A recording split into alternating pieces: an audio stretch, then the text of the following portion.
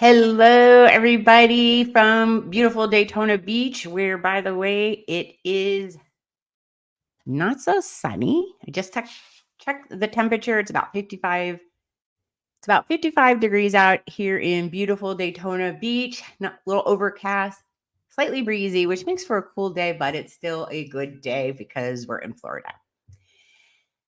I did post in the community tab this morning about Costco coming to Daytona Beach. Fun fact, it is going to be right across from the Speedway.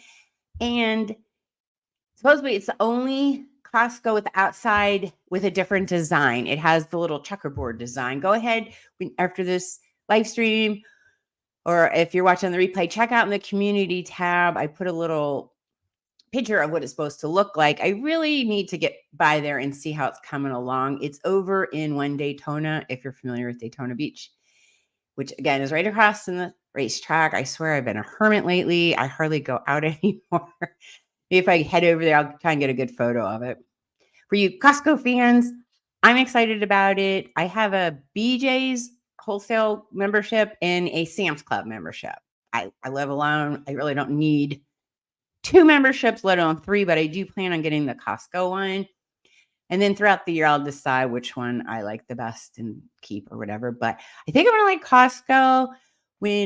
My daughter's a Costco member out in California. And when we booked our trip to Europe, we booked it through Costco and it saved me a small fortune. So I'm already pretty impressed with Costco.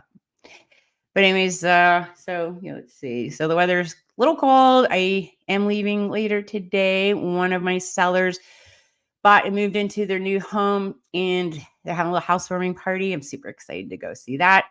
Other than that, I'll probably head right back and start making more videos. But without further ado, today I'm giving a little market update, January 14th, 2024. To start off with the market update in Florida as a whole, and then I'll niche down a little bit about Daytona Beach since this is my area. I'll go ahead and put my glasses on. Absolutely love being over 50, pushing 60. Got to keep raising the strength. So transition and adjustment would be my key words.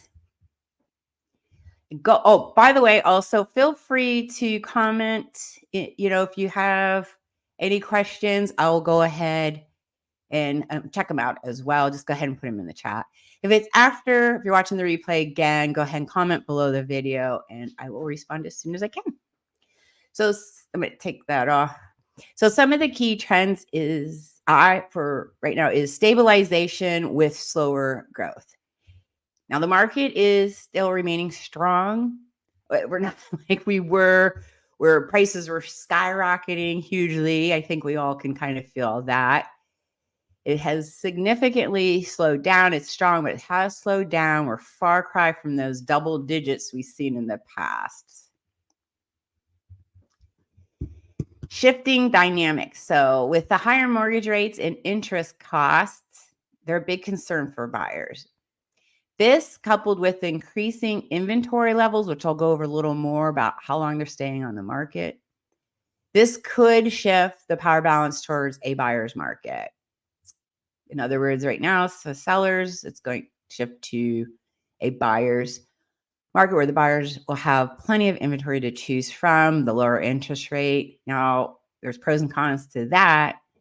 I still say now is a much better time to buy because there is a pent-up of buyers. It was real slow the last few months.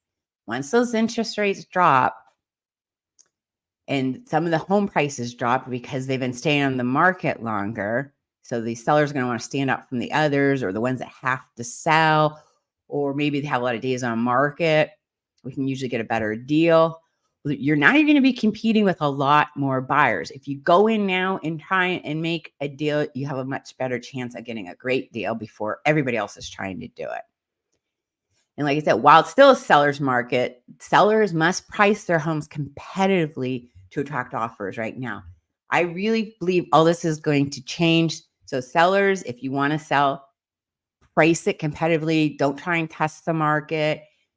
Things are going to start changing, especially with the new condo laws that had come out after, unfortunately, the Miami collapse. A lot of condo complexes are getting those assessments which are raising the HOA fees or having a big assessment.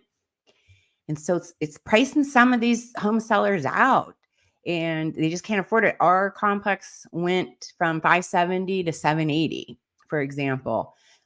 Some are still working on Hurricane Ian. So these are just a lot of extra costs that will level out. But in the meantime, it's going to be more homes on the market staying longer. And condos are always a little trickier with financing anyways. So if you have your home on the market, price it competitively to attract offers. You don't want to wait till there's more inventory. And then it's just going to be, you're going to have to give it away. There's a good chance. I mean, your agent should be able to talk to you and know this will help you. So key trend, regional variations. Now the market does vary across different parts of Florida. Cities like Miami, with its thriving tech and financing, still see a robust demand in luxury.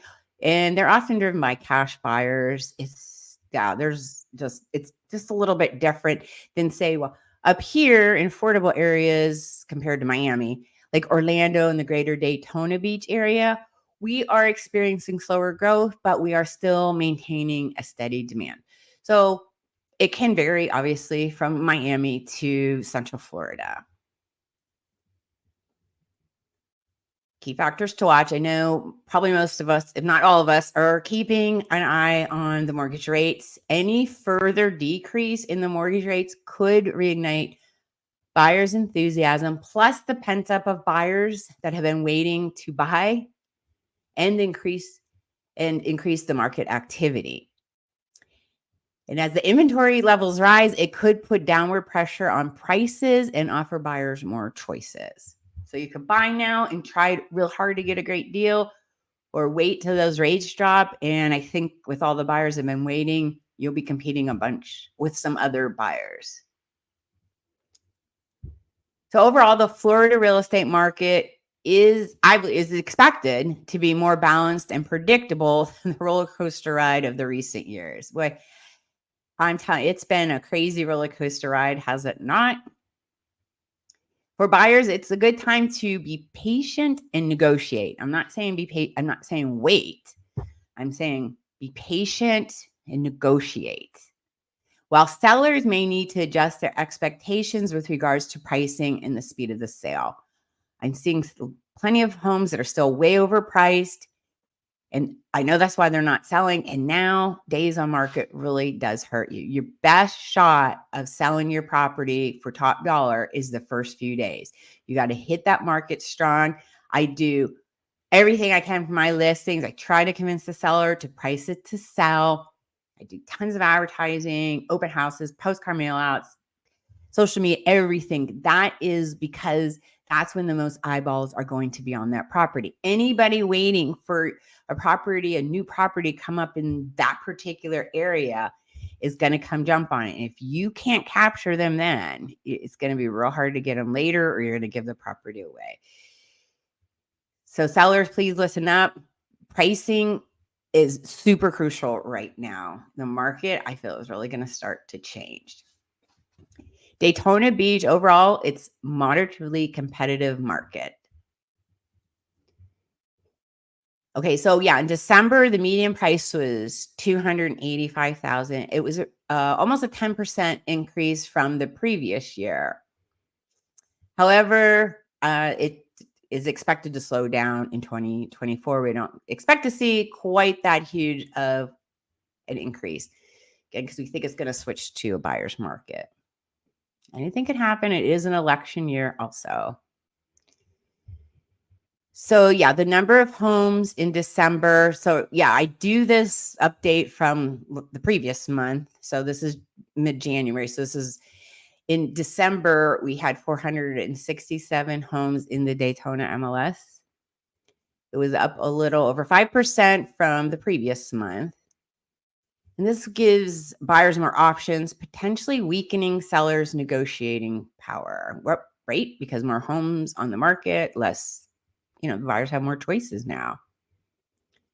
It is not as intense as the past. Higher mortgage rates and rising home insurance costs have made affordability a bigger concern for some buyers. the interest rates have been coming down a little bit, right? Here's the days on market I was talking about. We're currently taking an average of 56 days to sell compared to last year. It was 46 days. I'm seeing way higher numbers than that. I'm seeing some properties that have been on the market for months, almost going on a year now. And I know you can see because they started at some crazy outrageous price. Now the listing gets stale. They're not getting as many eyes. It's not being pushed out as much. Fresh new properties are coming on and winning over this. So again, it's super important to price it right in the beginning. And it's slower. It's taking longer, and we're getting more properties for sale. This next one is the sale to list price ratio. They were in December almost on point. So whatever they're listing at, they're coming pretty close to the asking price. It's probably a lot due to, hopefully they're picking good real estate agents. They're educating their sellers, letting them know how important price is.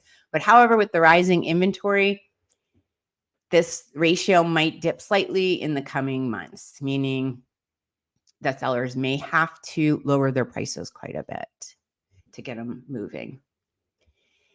So single family homes, still the most popular. The average sale price in December was $320 in the greater Daytona Beach area.